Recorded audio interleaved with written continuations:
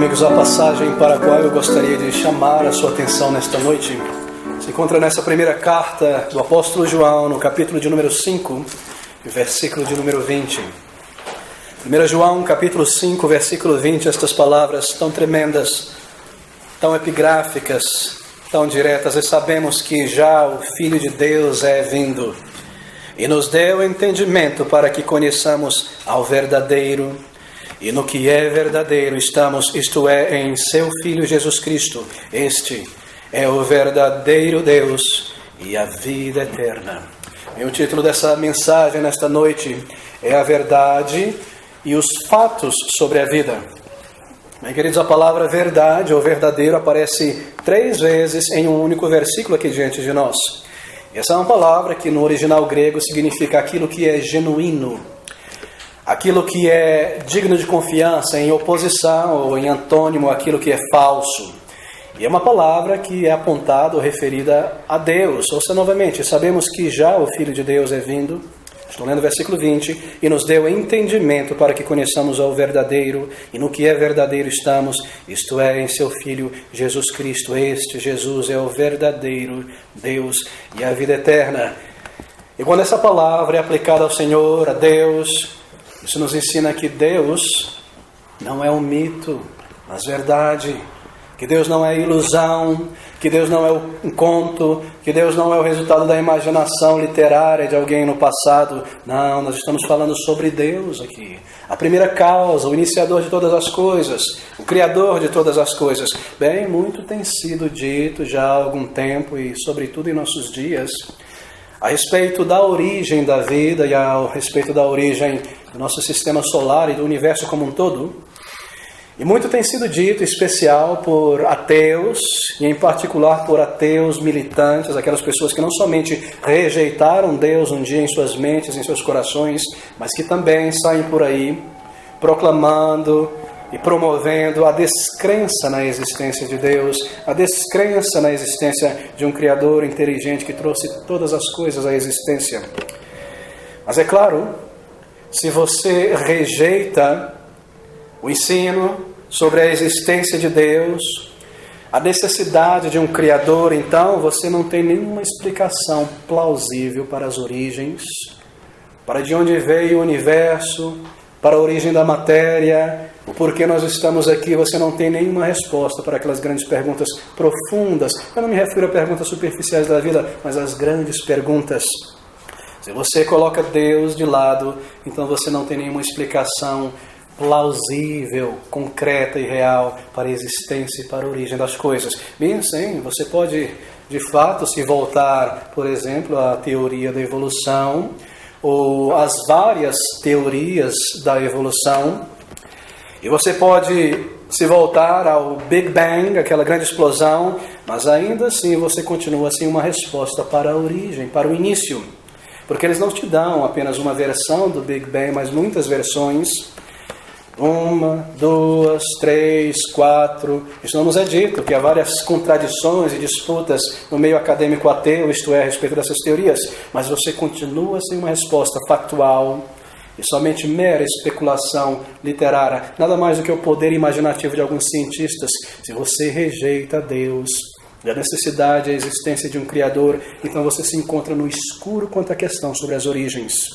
E hoje em dia há muitos cientistas ateus, adeptos da teoria da evolução, que falam coisas estranhas, incabíveis, por exemplo, sobre a existência de múltiplos universos e de múltiplas civilizações em toda parte, quando não há nenhuma evidência plausível e concreta apresentada, ainda embora milhões, bilhões de dólares são investidos em grandes satélites, informação de rádio enviada ao espaço, supondo-se que se é uma civilização tão avançada quanto a nossa, elas podem captar esse sinal e responder, e tantas cápsulas têm sido enviadas a outras galáxias com coisas humanas, um chapéu, um pouco de comida, para que se alguma civilização extraterrestre encontre, eles saibam que há um outro universo, um outro mundo em toda parte, e há todo tipo de coisa.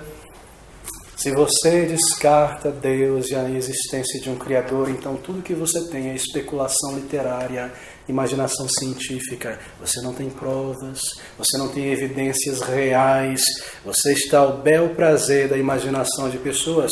Você pensa sobre a antropologia física, isto é, aquela área da ciência que lida sobre os restos mortais, humanos, ossos em toda parte. E aí você pergunta aquelas grandes perguntas: onde está a base, onde está a evidência para a evolução humana, para a teoria do Big Bang, a ideia de que o ser humano começou a evolver de um caldo, uma sopa química, e dali anfíbios e répteis e etc, até chegar ao homem, o que é? Onde estão os links? Onde estão aqueles animais ou seres que são meio homem, meio macaco, meio peixe, meio réptil? E o que você tem é resposta nenhuma. E quanto charlatanismo há no meio científico, e sempre houve antropólogos e cientistas buscando uma carreira e um nome e forjando evidências. Talvez você tenha aprendido como eu, há muito tempo atrás, aquela pequena escala evolutiva do ser humano, não é? De um símio, de um macaco virando um ser humano, e ali está o modelo, não é? De todos aqueles supostos elos, homem de Neandertal, e voltando para trás, sapiens sapiens, e homem de Neandertal, e homem de Pequim, fraudes sobre fraudes. Você descobre que não há evidência, que não há ossos, que não há nada que se possa provar, mas nada do que uma mera imaginação imposta como ciência, imposta sobre o ser humano como verdade. E você se pergunta: onde está?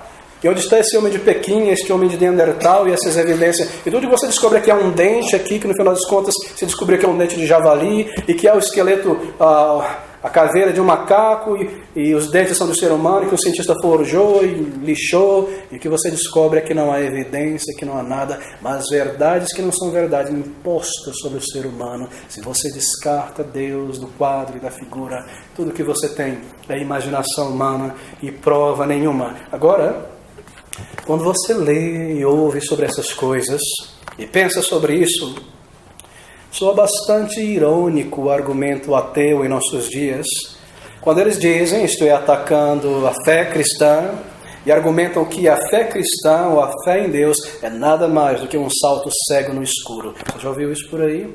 É isso que nós somos bombardeados em toda parte.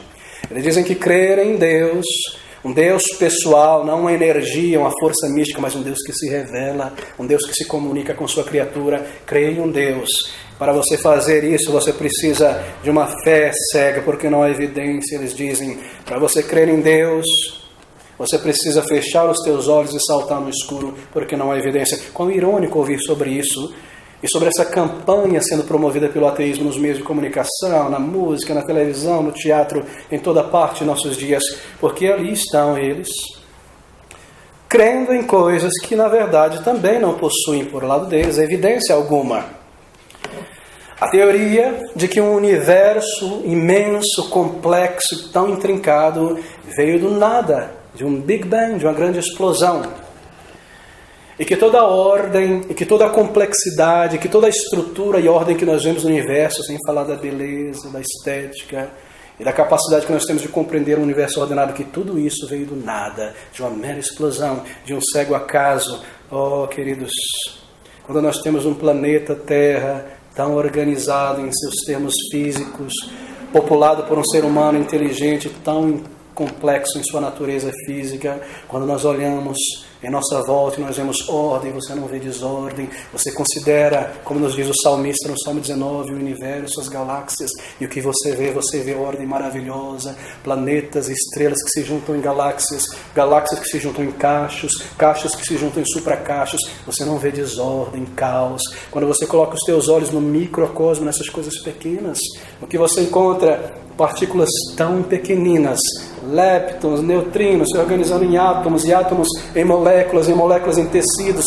tecidos em órgãos em sistemas, sistemas em um corpo. Você não vê um caos, você vê ordem, beleza, majestade, glória.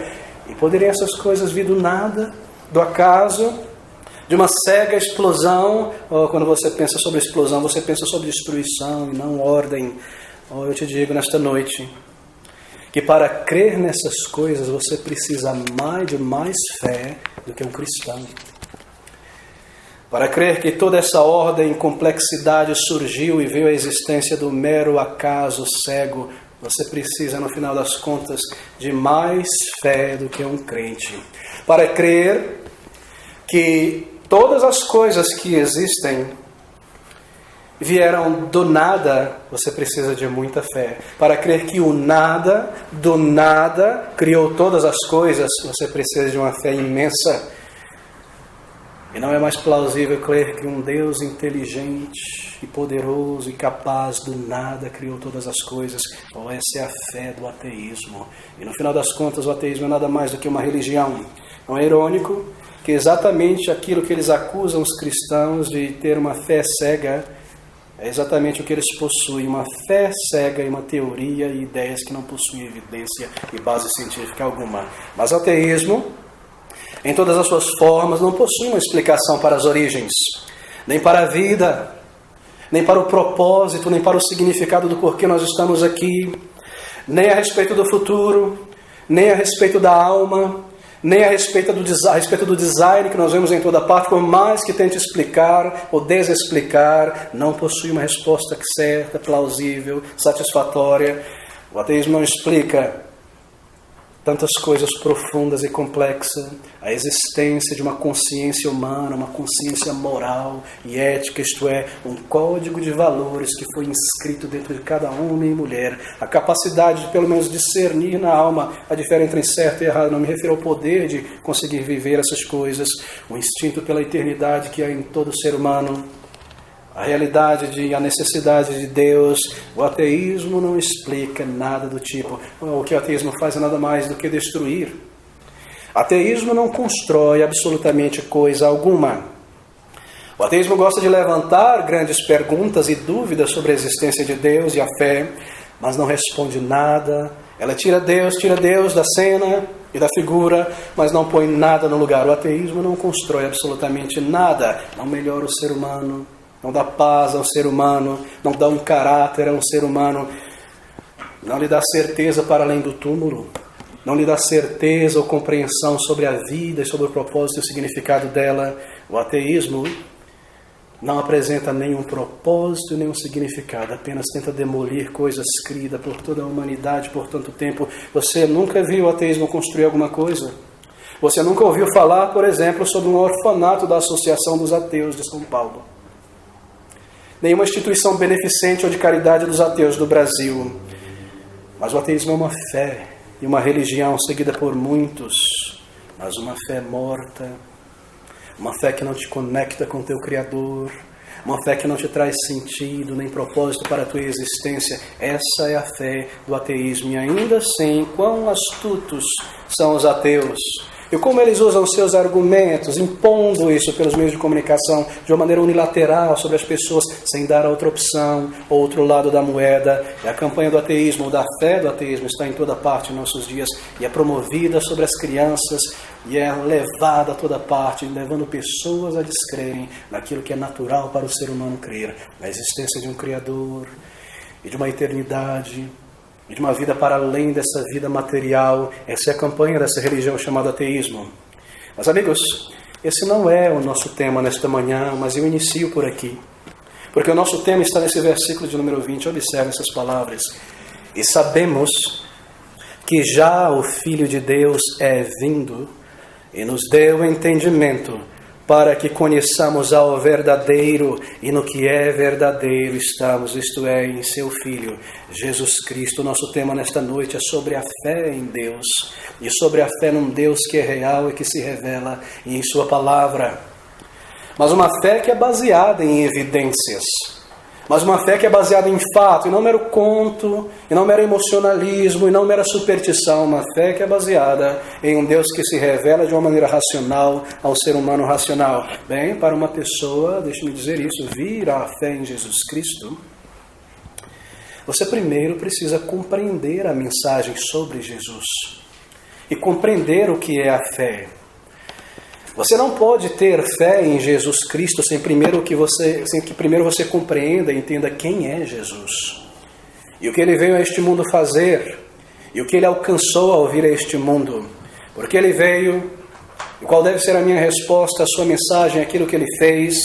Você não pode ter a Jesus sem ter entendimento, porque a fé raciocina para crer. Ouça essas palavras, e bem sabemos. O nosso conhecimento e fé é baseado em conhecimento, e bem sabemos que já o Filho de Deus vendo que palavras tão tremendas. E esse entendimento que nós temos sobre Deus e sobre a fé é baseado em um livro, mas em um registro histórico, não resultado da imaginação de um homem ou de uma mulher um dia.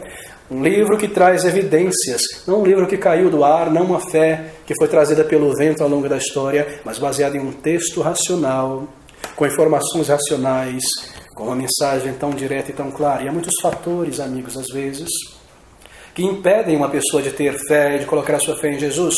Bem, porque não é um exercício fácil colocar a sua fé em Jesus Cristo. Bem, não me confunda. É muito fácil ser salvo, é necessário apenas arrependimento de pecados e fé no Senhor Jesus Cristo. Mas em uma primeira instância não é algo fácil crer em Jesus Cristo. Não é como um escape, porque eu não consigo encontrar as respostas que são levantadas diariamente. Então eu creio em Jesus, então eu adoto uma religião, então eu encontro um escape.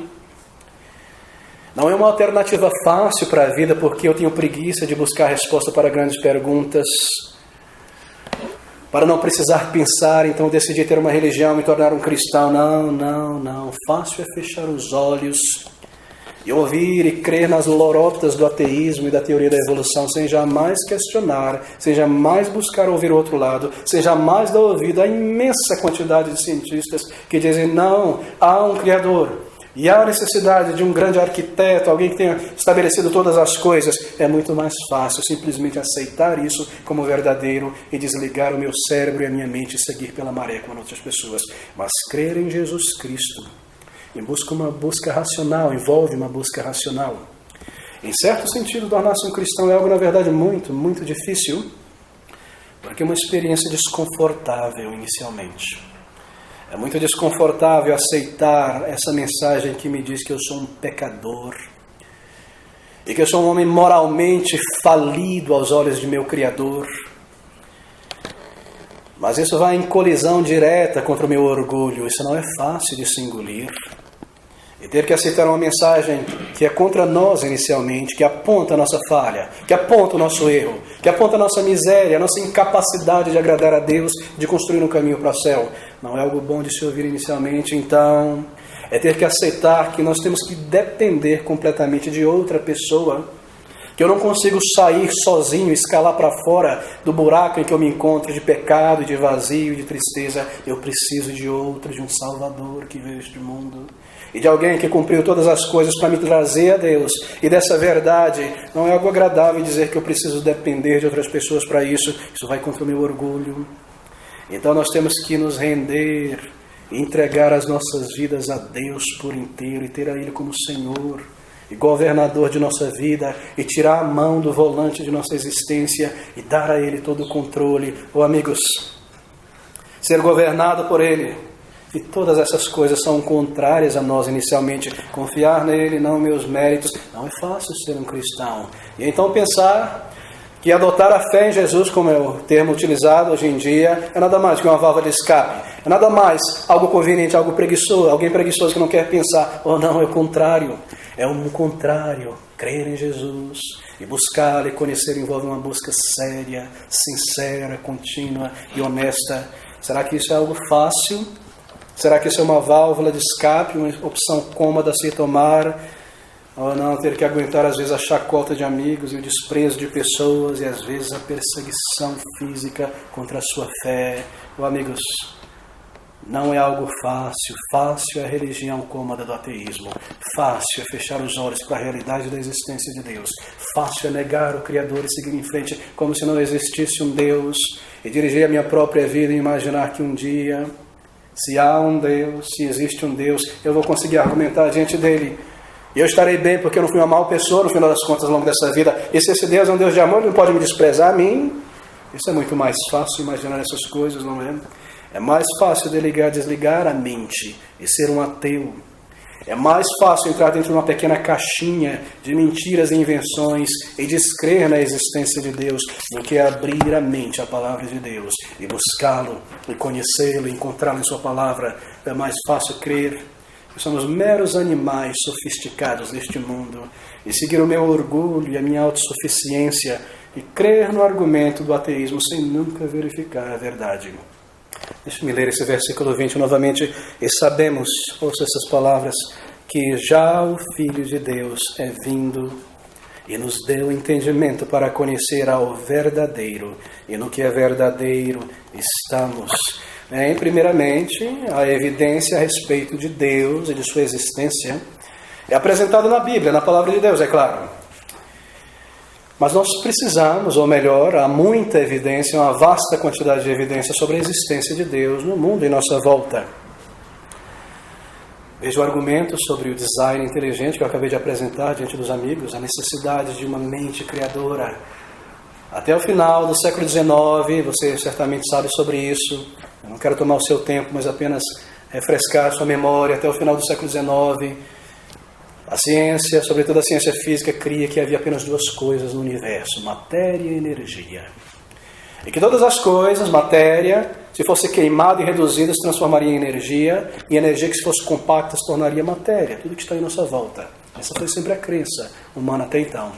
Até que nós chegamos a perceber aquilo que estava diante de nossos olhos e nós não tínhamos visto.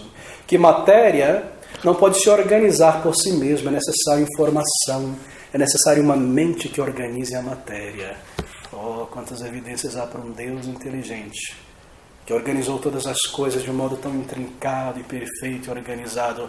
A evidência do design, a evidência de um Deus que cria todas as coisas, de um Deus inteligente que criou um mundo inteligente, colocou um ser humano inteligente nesse mundo inteligente, que pela sua inteligência pode estudar esse mundo inteligente e perceber que há um Deus inteligente. A própria natureza grita diante de nós, de uma maneira tão bela e maravilhosa, sobre a necessidade de um Criador.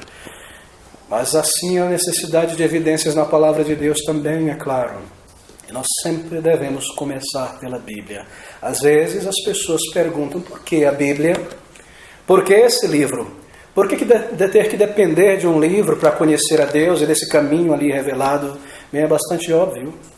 Porque Deus é infinito e imenso em seu poder, em sua sabedoria, mas nós somos tão pequenos, tão finitos. Se dependesse de nós em buscar e conhecer a Deus, jamais nós teríamos conhecido a Deus, jamais teríamos conhecido a vontade dEle e o que Ele se revelou. Por isso, coube a Deus primeiro se revelar neste mundo e tomar o passo inicial e falar para dentro de nossa sociedade de uma maneira clara e perfeita, se revelando pela natureza, se revelando ao longo da história através daquele povo que Ele separou e deu as suas leis, os seus profetas e uma lei para ser amada e conhecida. Então Ele mesmo veio ao mundo na pessoa do Senhor Jesus Cristo. E ali nós podemos ver tudo sobre Deus.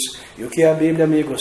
É nada mais do que esse registro inspirado sobre a revelação de Deus na natureza, na história, na pessoa do Senhor Jesus Cristo. A Bíblia é esse texto, a palavra de Deus registrada para a humanidade, onde Deus fala com o ser humano.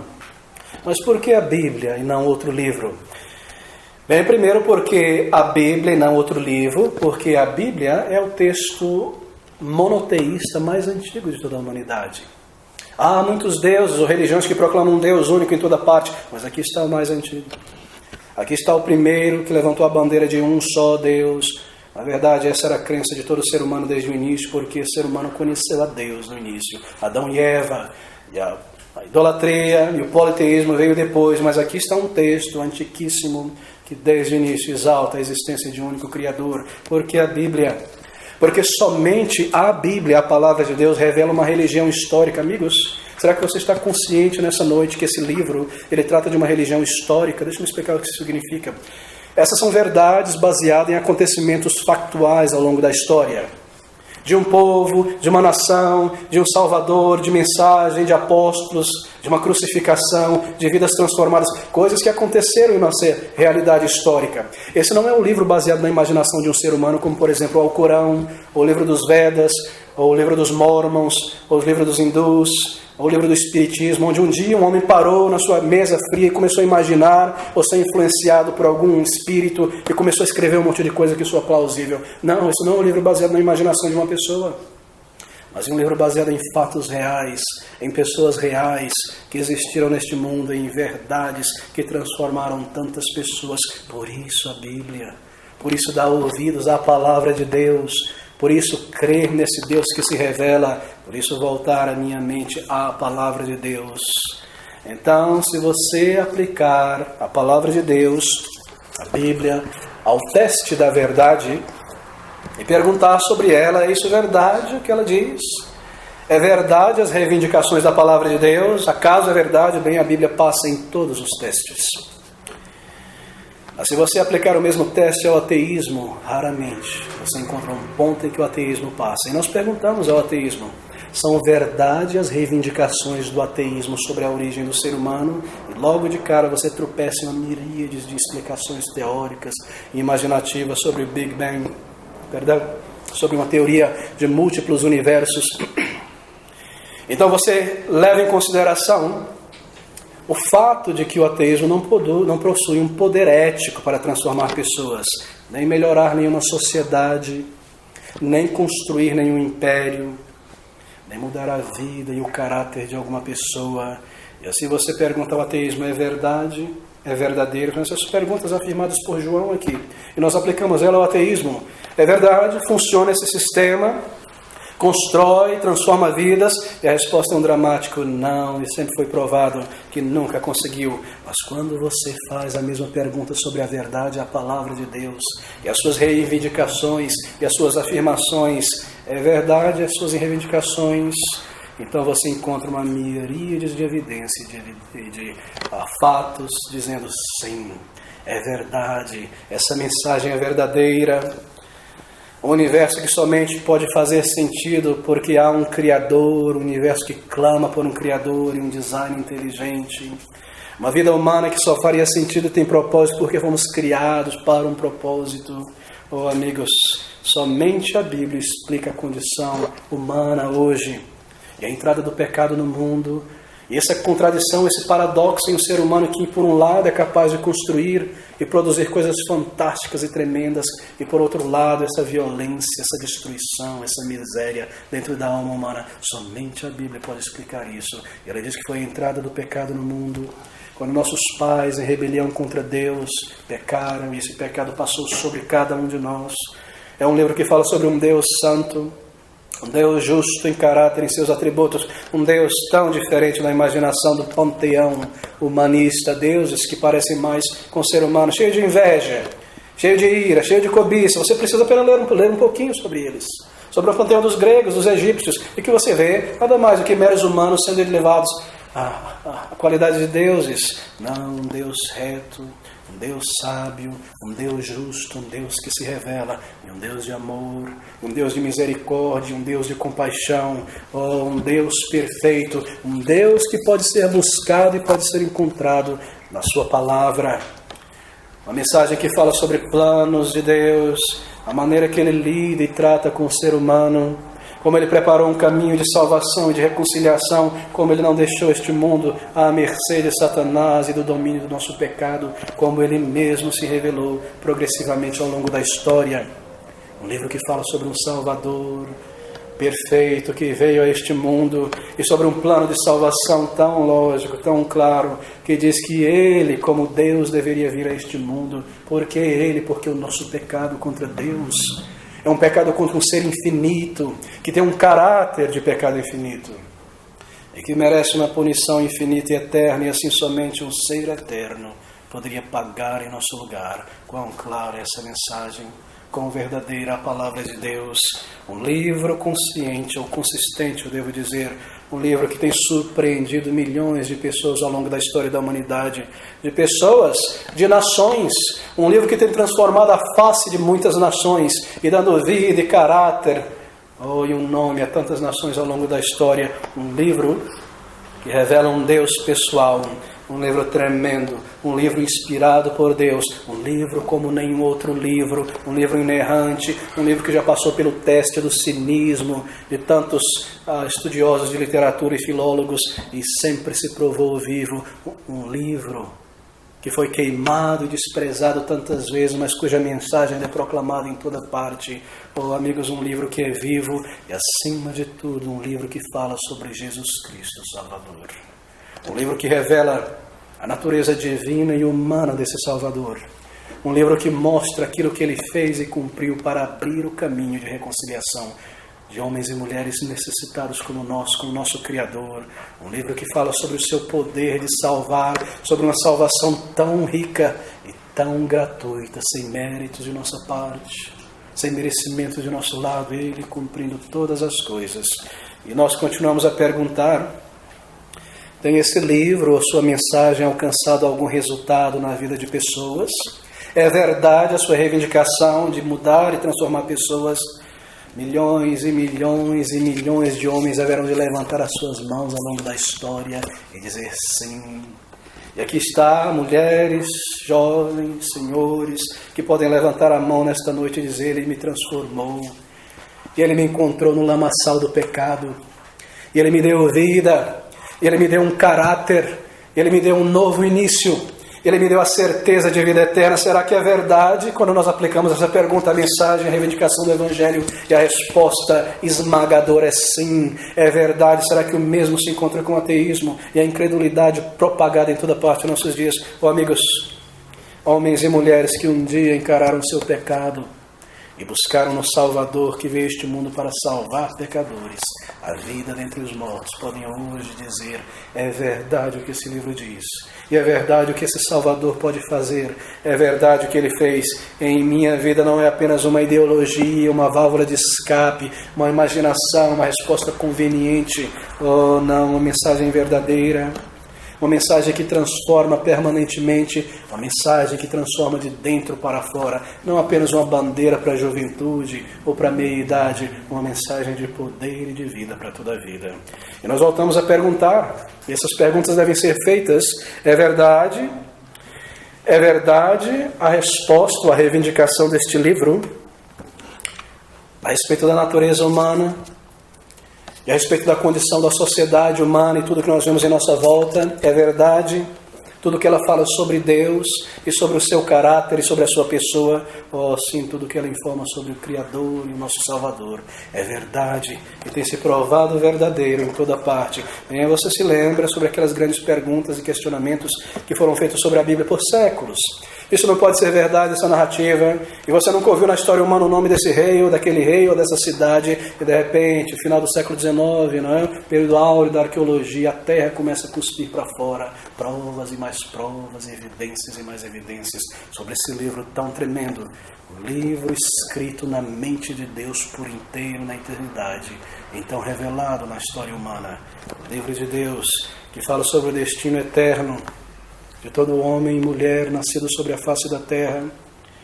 Um livro que às vezes traz informações tão chocantes e tremendas e pavorosas. Hoje é o que nós vemos na televisão, não é? Você liga o canal e você ouve sirene, pavor e notícias chocantes. Mas você quer uma notícia chocante? Você quer uma notícia pavorosa que esse livro traz? Essa notícia é o fato de que todo homem e mulher se encontra sobre a ira e a condenação de Deus, a menos que você se volte ao seu Filho Jesus Cristo enquanto você tem tempo para a salvação. Uma mensagem que diz que por mim mesmo eu não tenho valor algum moral diante de Deus para adquirir o céu e a vida eterna, mas eu preciso dobrar o joelho em arrependimento.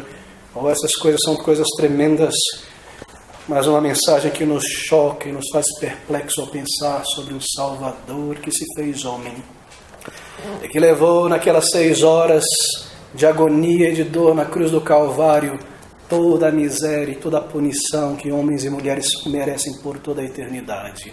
Quão tremendo essa mensagem de amor e compaixão de Deus.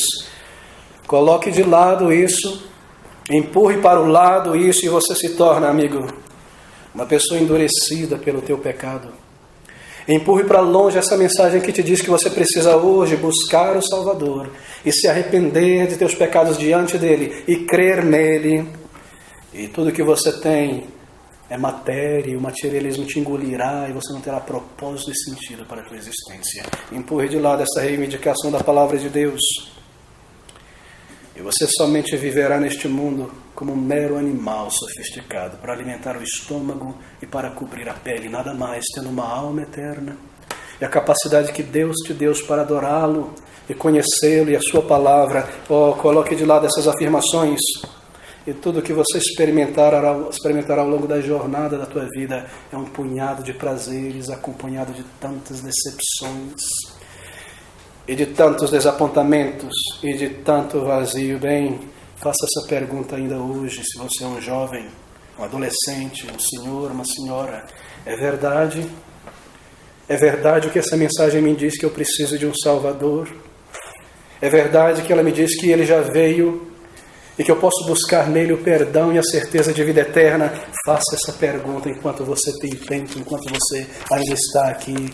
Então, busque e se aproxime da palavra de Deus e abra bem os olhos e a mente para a verdade revelada no Evangelho e responda e creia e se arrepende, clame por vida e por salvação enquanto você pode.